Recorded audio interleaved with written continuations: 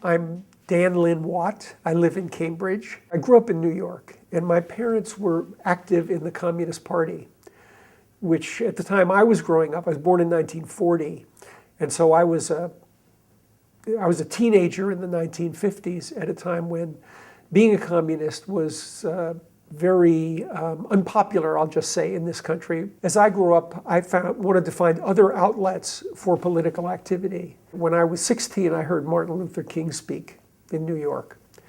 And that was a very inspiring moment for me, as you can imagine. I had some close friends from Cornell who went and joined the Freedom Rides.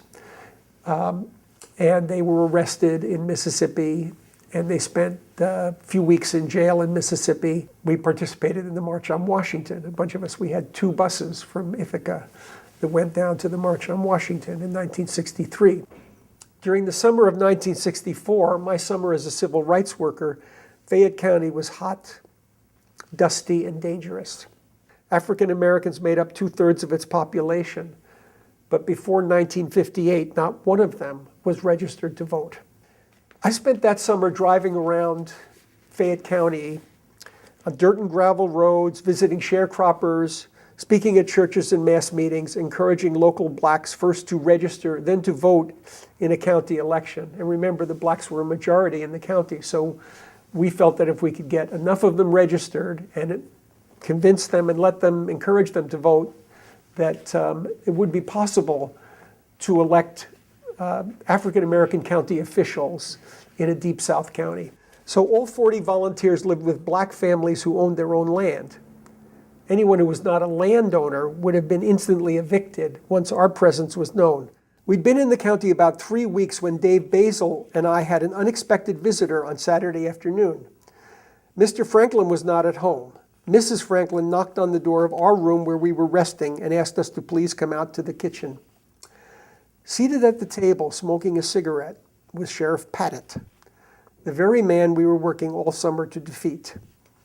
The sheriff did not fit my stereotype. He was a slim, bespectacled man and spoke with a soft, apparently friendly voice. His gun was small, neatly snapped into a holster on his hip. "I just stopped by for a visit with Ms. Franklin here, and I want to ask you boys a few questions. Now, you boys ain't from around here, are you?" "No, sir, we're from New York." "This don't seem like the kind of place you'd come for vacation." No answer. "Well, I just want to let you all know, we don't want no trouble here. Long as you boys drive careful, don't go trespassing on anyone's property, nobody's going to hurt you. You all be careful now." "Yes, sir, we will." He got into his car and drove away. He'd been polite, only mildly threatening, but if his visit was intended to intimidate, it succeeded. The next day after church, Mr. and Mrs. Franklin told us over chicken, collard greens, biscuits, and gravy that it wasn't safe for us to stay with them anymore.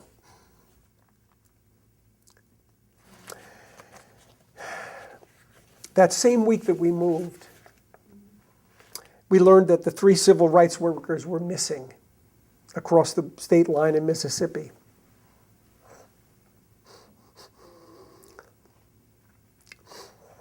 Having some emotion about this. I began to have nightmares in which a pickup truck full of armed whites chased our car. I'd wake up in a sweat at the point when our car broke down or was forced into a ditch. I stayed quiet so as not to wake Dave, who was sleeping in the twin bed next to mine. When I confided my nightmares to him, he acknowledged his own fears. "It really bugs me thinking about those 3 guys in Mississippi," Dave said. "Every time we drive by the Wolf River, the border between Tennessee and Mississippi, I think that could be us." In Fayette County, religion was everything. Church was the center of African American community life. Every Sunday, Dave and I went to church, sometimes 2 or 3 in one day, and after the main service, we were always invited to speak. Speaking in church is an unforgettable experience because of the congregation's response, continually answering back.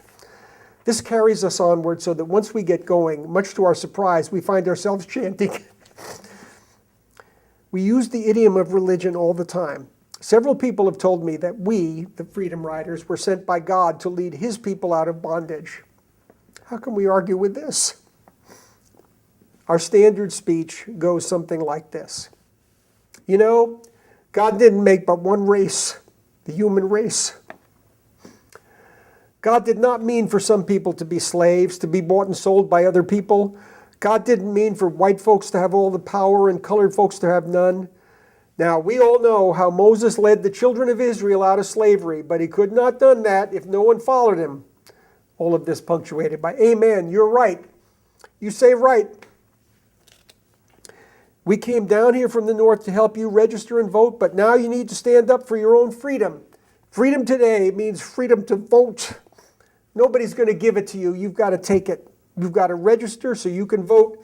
And on August 6th, you've got to vote. Rapturous applause and cheering, and afterwards outside the church, much shaking of hands. I guess they've never heard white people talking like this.